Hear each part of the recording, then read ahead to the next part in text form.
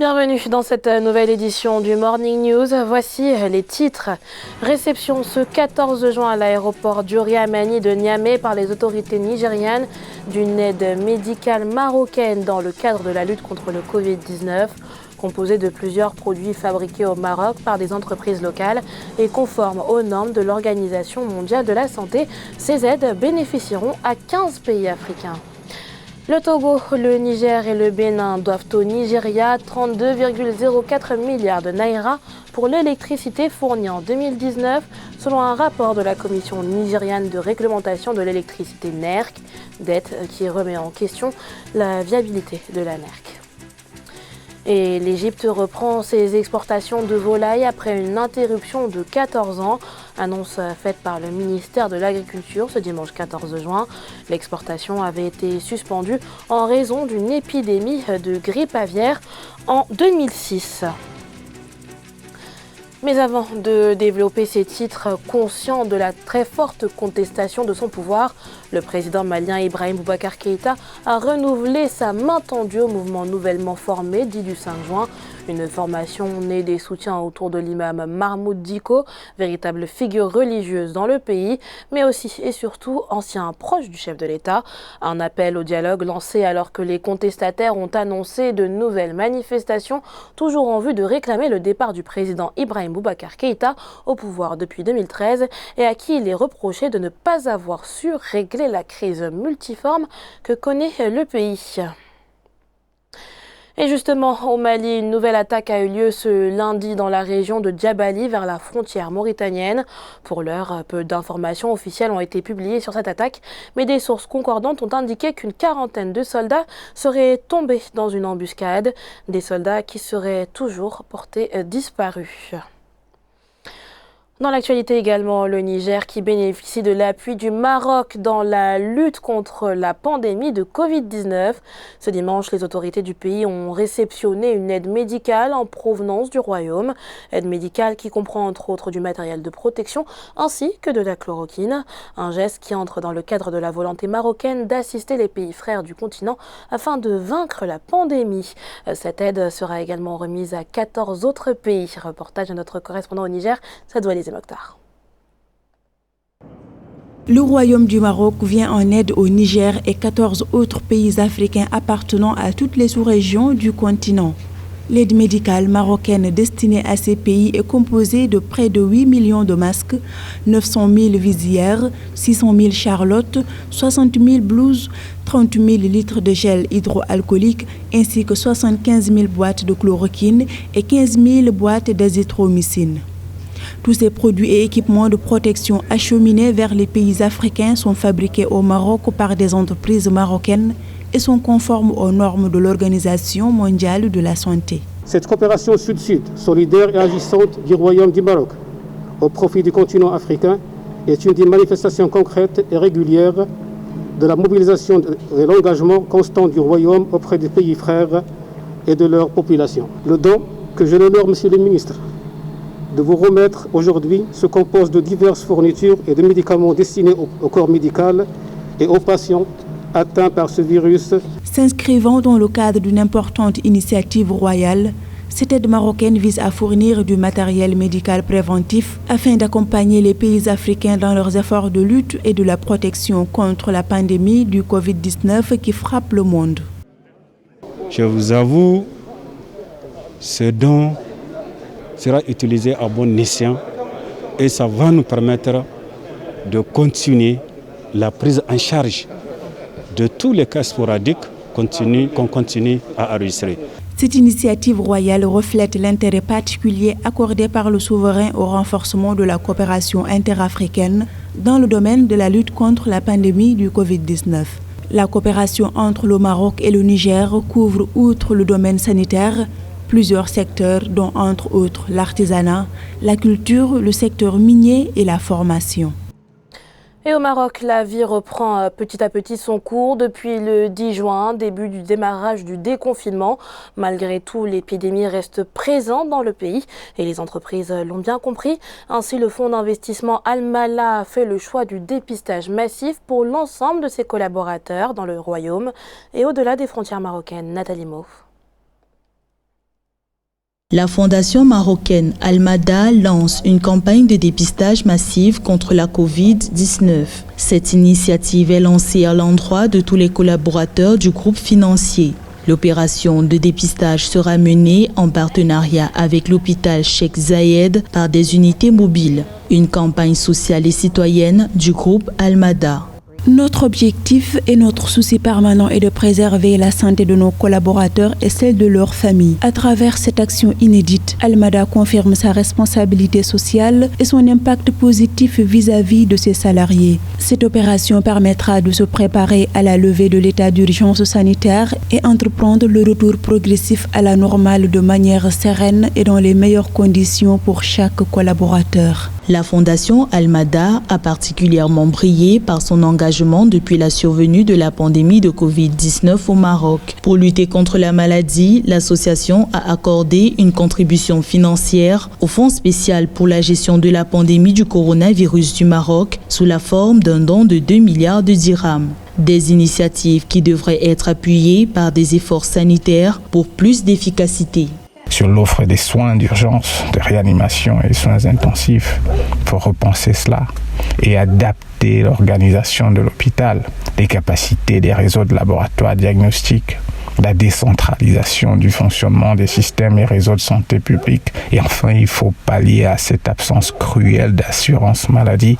La fondation Almada intervient dans le domaine de la culture, de l'éducation et du soutien à l'innovation auprès des entreprises et du patrimoine vivant. L'organisation, qui a investi 600 millions d'euros au Maroc et hors du Maroc, est actuellement implantée dans 24 pays africains. 32,04 milliards de naira, c'est la somme que doivent conjointement le Togo, le Niger et le Bénin au Nigeria, une dette relative à l'électricité qui leur a été fournie par la Compagnie nationale d'électricité du pays. Une somme et surtout des accords d'exportation qui soulèvent bon nombre de questions dans le pays. Le Nigeria est en effet en proie à des pénuries généralisées dans l'intégralité du pays. Corinne Kamdem et Aïssatou Bari. Le Togo, le Niger et la République du Bénin n'ont pas payé leurs factures pour l'électricité que le Nigeria leur a fournie en 2019, a indiqué la Commission nigériane de réglementation de l'électricité, NERC. Selon les données de la NERC, les trois pays ont reçu une facture totale de 32,4 milliards de naira pour l'électricité qui leur a été fournie en 2019. La Commission avait précédemment déclaré que le trio devait à l'État fédéral 29,97 milliards de naira.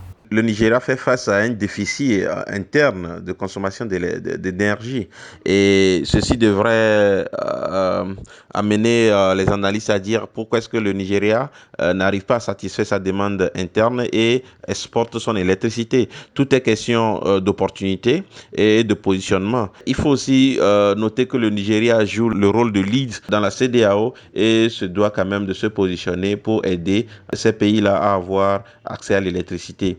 Par le biais de sa société de transport d'électricité, le Nigeria fournit 300 MW d'électricité au Togo, au Bénin et au Niger qui sont classés comme clients internationaux dans le secteur de l'énergie au Nigeria.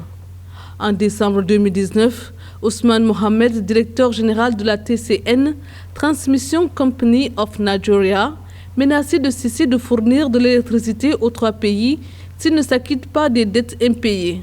Et la menace que le Nigeria est en train de mettre aujourd'hui est de nature à contraindre les pays à honorer leur engagement. Sinon, le Nigeria se verrait dans l'obligation de leur couper l'électricité, même si je sais que les pays vont faire l'effort rapidement pour honorer leur engagement envers le Nigeria. Commentant la vente d'électricité aux clients internationaux et leur endettement vis-à-vis du Nigeria, malgré la pénurie généralisée d'électricité dans le pays, le directeur général de la Chambre de commerce et d'industrie de Lagos, Mouda Youssef, a qualifié la situation de paradoxale. En effet, de nombreuses régions du Nigeria connaissent toujours des pannes de courant, car le total de l'électricité produite, transmise et distribuée à travers le pays oscille entre 3 500 MW et 5 000 MW pour environ 200 millions de personnes. L'inquiétude monte en Afrique du Sud. En proie depuis mars à la pandémie de Covid-19, la filière touristique est à l'arrêt. Une situation qui, si elle ne s'arrange pas d'ici septembre prochain, menace la pérennité de 600 emplois directs dans le pays. Des projections pessimistes réalisées par le Tourism Business Council of South Africa, Kamesh Katapule et Nathalie Mo. Le tourisme sud-africain mis à mal par le coronavirus. Selon le Tourism Business Council of South Africa, des pertes d'emplois d'une grande ampleur sont à prévoir au sein de ce secteur. La société indique en effet que 600 000 emplois directs sont voués à disparaître si l'industrie touristique ne se remet pas en marche d'ici le mois de septembre. Actuellement, l'organisation estime que 40 000 emplois ont déjà été supprimés. Le secteur privé du tourisme sud-africain, sous l'égide du Tourism Business Council of South Africa, s'est engagé dans la stratégie de relance du tourisme actuellement en cours d'élaboration par l'Office du tourisme sud-africain. Tourism Business Council of South Africa plaide sans équivoque pour la réouverture progressive du tourisme international en Afrique du Sud cette année, dès septembre 2020. Pour assurer la relance du tourisme, l'organisation prévoit un plan en 3 phases. Il consiste à ce que l'Afrique du Sud ouvre progressivement ses frontières en fonction de l'évolution de la situation épidémique, le tout avec la mise en place de protocoles sanitaires stricts. Avec ce plan, le TBCSA espère ainsi relancer l'industrie touristique à temps pour la saison estivale qui s'étend de novembre à mars. Ce secteur va se relever graduellement au fur et à mesure que toute la communauté des touristes va s'approprier des nouvelles conditions de voyage qui vont certainement être différentes, va s'approprier des nouvelles conditions sanitaires préalables à l'accès au pays. Pour rappel, le tourisme en Afrique du Sud constitue un fort potentiel pour l'économie nationale. Selon un rapport du Tourism Satellite Account of South Africa, le tourisme représentait 2,7% du PIB en 2018, soit un chiffre d'affaires estimé à 138 milliards de rand. Dans le reste de l'actualité, l'Égypte fait son retour sur le marché international de la volaille. Le pays va prochainement reprendre ses exportations avicoles, à savoir des poussins d'un jour, des œufs de table, des œufs fécondés et des poulets de chair. Des exportations qui en 2006 avaient dû être suspendues pour cause de grippe aviaire. Corinne Kamdem et Naïl Kotelibessa.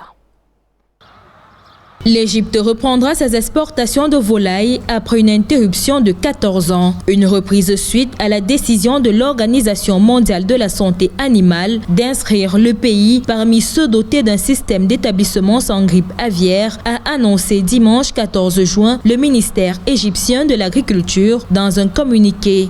Les entreprises égyptiennes qui n'ont montré aucune preuve d'infection par des virus de l'influenza aviaire pourront reprendre l'exportation de leurs produits pour la première fois depuis que l'exportation a été suspendue en raison d'une épidémie de grippe aviaire en Égypte en 2006. En tout, 14 installations avicoles appartenant à 8 des plus grandes entreprises avicoles d'Égypte et respectant le système des établissements isolés, mécanisme international recommandé par l'Organisation internationale, avaient soumis des demandes d'approbation à l'OIE. Ces entreprises pourront bientôt exporter différents types de produits de volaille, notamment des poussins d'un jour, des œufs de table, des œufs fécondés et des poulets de chair. Le commerce ne s'est pas arrêté et donc un nouveau commerce qui s'installe à faveur d'un pays comme l'Égypte devrait pouvoir commencer. Il n'y a aucun problème. Les gestes barrières sont tout à fait respectables. Toute ouverture au commerce extérieur est une opportunité, surtout pour les pays exportateurs. L'Égypte aujourd'hui a l'opportunité d'exporter sa volaille. C'est une opportunité bien sûr pour qu'elle soit en mesure d'améliorer sa balance des paiements. Exporter a toujours été et restera le seul moyen pour n'importe quel pays de s'enrichir vraiment. L'Égypte est actuellement autosuffisante en volaille et œufs de table. Le ministre adjoint de l'Agriculture, de l'Élevage, de la Pêche et de la Volaille, Mostafa El Sayad, a déclaré que le ministère s'efforcera désormais d'augmenter le nombre d'exploitations, souhaitant adopter le système des établissements isolés après l'approbation de l'OIE. C'était le journal de la rédaction. Merci pour votre fidélité. L'information continue sur Africa 24.